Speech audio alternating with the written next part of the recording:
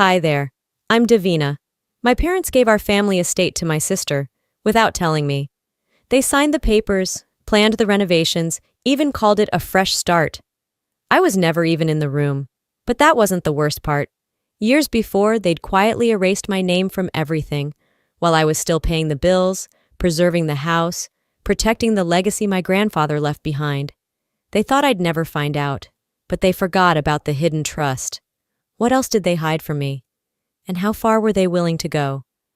The house smelled like rosemary lamb and lemon polish, my mother's signature scent for family dinners. I stepped into the foyer of the estate I once called home, expecting nothing more than a lukewarm evening of polite conversation and awkward small talk. Instead, I walked into a performance, and I was the only one who didn't know the script. Davina, my mother smiled, setting her wine glass down. You made it. Of course I made it. I always made it. Rain or shine, New York deadlines or not, I never missed these dinners. My sister Sabrina, perched confidently at the far end of the table, barely looked up from her phone. Her husband Martin, predictably overdressed in his usual off-duty CEO getup, gave me a nod like he was greeting an employee. Dinner carried on under the weight of rehearsed pleasantries. The roast was overcooked, the tension underdone. I picked at my food, catching Sabrina's smug glances and Martin's forced chuckles. He loved to hear himself talk, mostly about real estate trends and generational wealth. Ironic. Then Dad cleared his throat and the room shifted. We've made a decision, he said, laying his fork down with ceremonial precision. It's time we plan for the future of this place. I glanced around, confused. What do you mean? My mother folded her hands like she was praying. We're transferring ownership of the estate. Sabrina and Martin will be the new title holders. I blinked, just like that. No discussion, no heads up, no mention of me. Not even a fake nod of inclusion. I wasn't just excluded, I was erased. They're planning to start a family, Dad continued. This home deserves to be filled with life again. And I guess I didn't count as life. Sabrina offered a tight smile, the kind you give someone you're firing. We're honored to carry on the Harrington legacy. Martin topped off his wine. He was already leaning back in Grandfather Emery's chair like he owned the damn place. That chair used to mean something. Emery used to sit there with his whiskey and tell me stories about the property's origins, how history had weight, how legacy should be protected, not pawned. Now that chair held a man who once suggested turning the library into a yoga studio. I forced a smile, trying to swallow the bitterness burning up my throat. Well, I said, my voice steady but hollow, congratulations. I stood slowly, my limbs heavy. I've got an early meeting. I should go. No one stopped me. No one even looked surprised.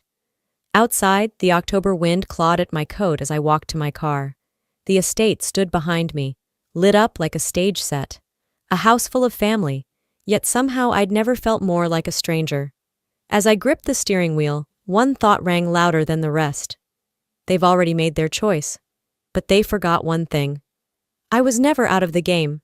Sleep didn't come easy. My mind had looped that dinner scene all night, replaying the smug smiles, the calculated silence. When the morning sun slipped through my condo blinds, it didn't feel like a new day. It felt like a warning shot. Still in pajamas, I shuffled into the kitchen and started my usual ritual. Grind the beans, fill the kettle, pretend I wasn't unraveling inside. Then, ding! A real estate alert lit up my phone. I frowned. I'd set that watch years ago for anything linked to the estate's address. I almost didn't click, but I did. The screen loaded slowly. When the file opened, I nearly dropped my mug. Sabrina and Martin had filed paperwork using the estate as collateral for a personal loan, $500,000. Their names were listed under intended transferees. Intended, as in, not yet actual owners. But they were already betting the house. Heart pounding, I yanked open my laptop and pulled up the Fayette County Property Database. There it was, a pending lien application, filed last Thursday, 3 days before the dinner. This wasn't spontaneous, it was orchestrated. My name? Absent. Not even a footnote. I sank into the chair, breathing shallowly.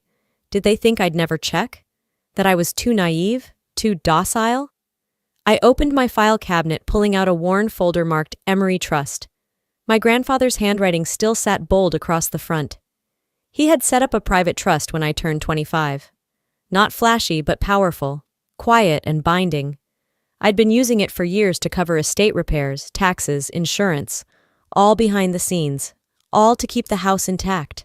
I'd never bragged, never held it over anyone. I did it because I believed in preserving something that mattered, and now they were trying to mortgage the very bones of it for kitchen upgrades and God knows what else. I whispered, "Unbelievable." I wasn't angry. I was past angry. This wasn't about property. It was about being erased. I printed every document, highlighted every lie. Then I called Walter Jenkins. He picked up on the second ring, voice rough like he hadn't had coffee yet. "It's Davina," I said. "They've made their move." He didn't even ask who they were. There was a pause. Then he muttered, "It's time we talk." I hung up, then pulled an old photo off the wall. Me and Emery beneath the oak tree he planted in 1962. My hand lingered on the frame.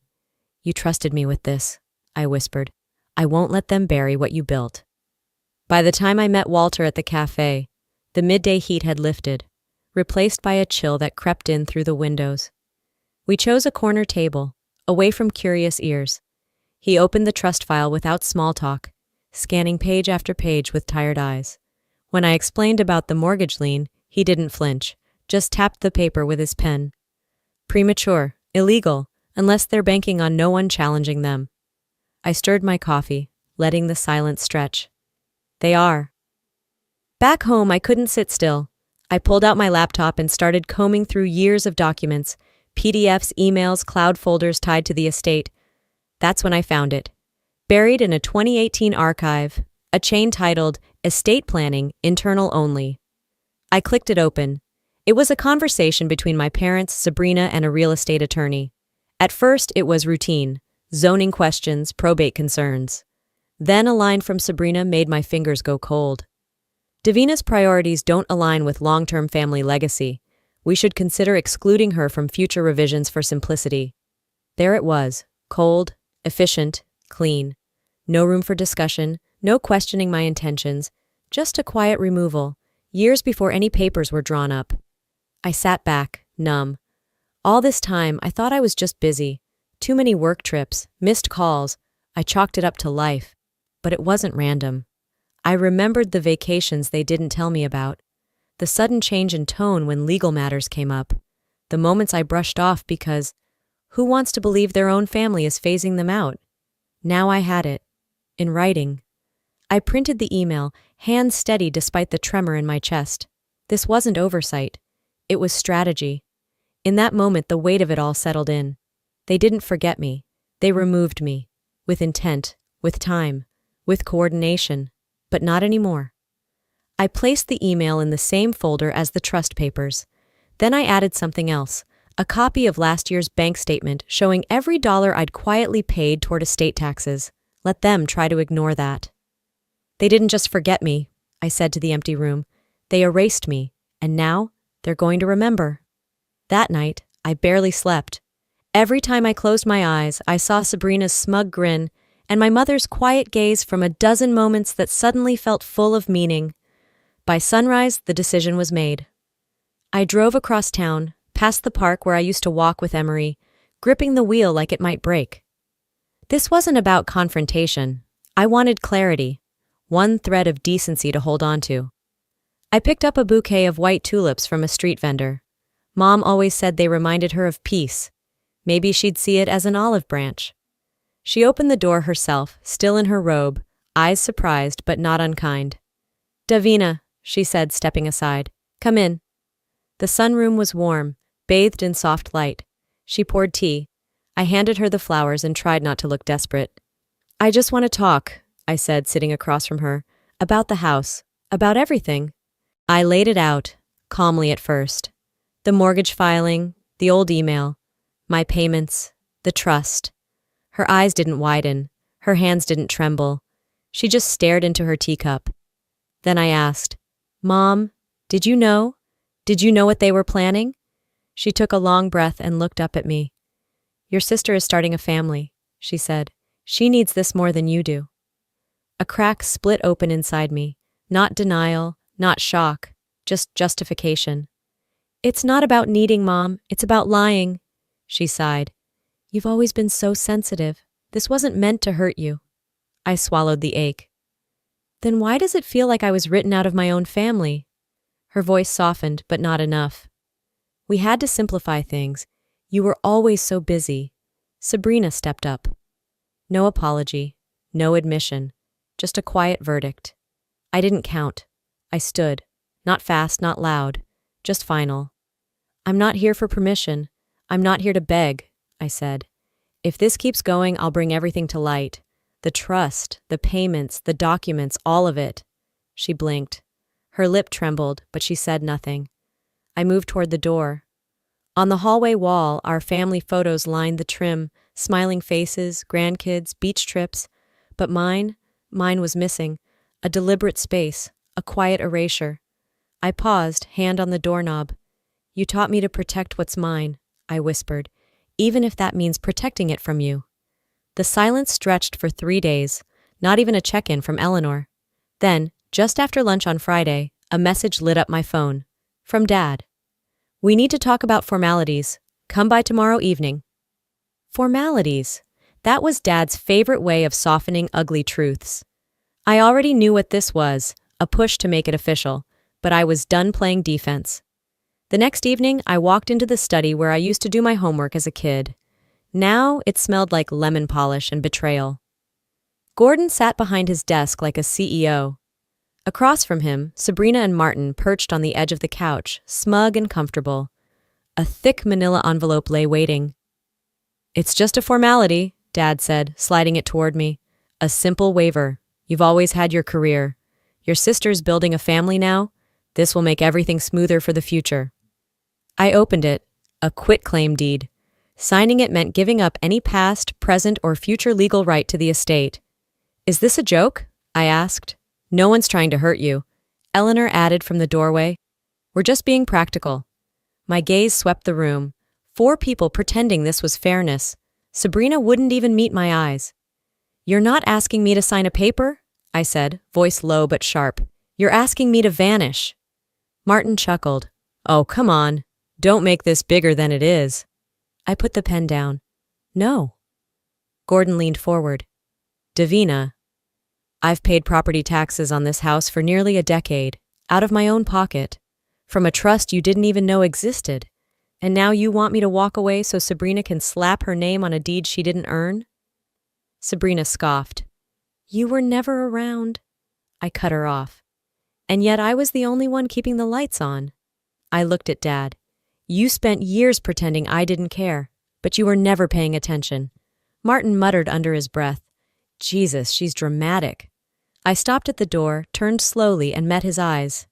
"Keep pushing," I said, "and I'll show you what dramatic really looks like." 2 days later, I parked in front of the estate with no announcement, no agenda, just a need to collect the last of my things. No one was supposed to be home. The plan was to be invisible. I entered through the side door, letting the scent of lemon oil and aged wood guide me down the hall. My feet led me instinctively to Granddad's old study. The room had been quiet since his funeral, still as a photograph. I bent to grab a small stack of books I'd left in the corner, but something poking out from beneath a side table caught my eye. Blueprints, rolled tight, bound in a rubber band. I pulled them free, expecting maybe renovations for the kitchen or roof. But what I saw knocked the breath from my chest. Plans to gut the eastern wing, where Emery's library stood. His sanctuary, the shelves he carved by hand, the stained glass skylight he designed for moonlight reading. Gone. To make way for a gym and a media lounge, scrawled in Sharpie on the margins. I sank into his old armchair, the blueprints shaking in my lap. They weren't just stealing the estate. They were erasing its soul. I called Walter. "They're planning demolition," I said. "The library, Emery's library." There was a pause on the line, then his voice, low and deliberate. "If they file for demolition, it triggers a legal review. The trust will red flag the title." Finally, a line in the sand. I hung up, already opening my laptop. First, I emailed the local historical society, attaching photos of the library's craftsmanship. Then I messaged Rachel Feldman, an old friend from college, now a reporter for the Herald. Let them try to build their fantasy house on bones. I gathered the trust documents, stacked them with the demolition plans, and slipped them into my bag. As I stepped outside, the sun dipped low over the trees. Martin was coming up the driveway, dressed like he owned the place. He looked startled. "Didn't expect you here today," I smiled. "I know, that's the fun part." By Saturday afternoon, the estate had been staged like a showroom. Hors d'oeuvres circled on trays, soft jazz played from corner speakers, and local donors mingled with board members of the Preservation Society. At the center of it all stood Martin, beaming like he was hosting a charity gala, not a hostile takeover. I stayed near the back, arms crossed, watching him flash his polished grin and say, "We're reimagining Oak Ridge, making it fit the times." He went on about open floor plans, decluttering the past, and legacy stewardship. He even called himself the estate manager. That was the final straw. I stepped forward, slow and certain. "You're not the manager. You don't hold any legal authority here." The room hushed. Martin laughed awkwardly. "Davina, let's not—" "No," I cut in. "Let's." I pulled a folder from my tote and held it up. "These are trust documents. Your name isn't anywhere on them. You have no deed, no legal appointment. You're not managing anything. You're playing pretend." Gasps broke around us like shattered glass. Sabrina went pale. My father stiffened. Martin tried to speak again, but his voice cracked. The meeting fell apart within minutes. Donors left quietly. The society's representative promised to review everything. I stepped outside for air, heart pounding, when I heard the door open behind me. It was Eleanor. Her face was tight, eyes unreadable. "You went too far," she said. "This could have stayed in the family." I turned slowly, my voice low. "You already chose which part of the family mattered." I reached into my coat pocket and pulled out an envelope. "Found this in your desk, sealed, unopened." She froze. I unfolded the letter, my fingers trembling. Emery's handwriting, bold and unmistakable. "If you're reading this, Davina," it began, "they've tried to rewrite what we built, protect Oak Ridge. You were always the one who understood." I looked at her. "You kept this from me." She didn't deny it. "Because I knew once it started, it would never stop. You'd burn every bridge." "No," I said.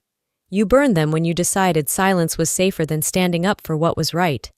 Sabrina stepped out then, already on the defense. "You're twisting things." "No," I said again, louder this time. "I'm revealing them." And I walked away, Emery's letter in one hand, the truth in the other. 2 days after the explosion at the estate gathering, I arranged a formal meeting at Walter Jenkins' office.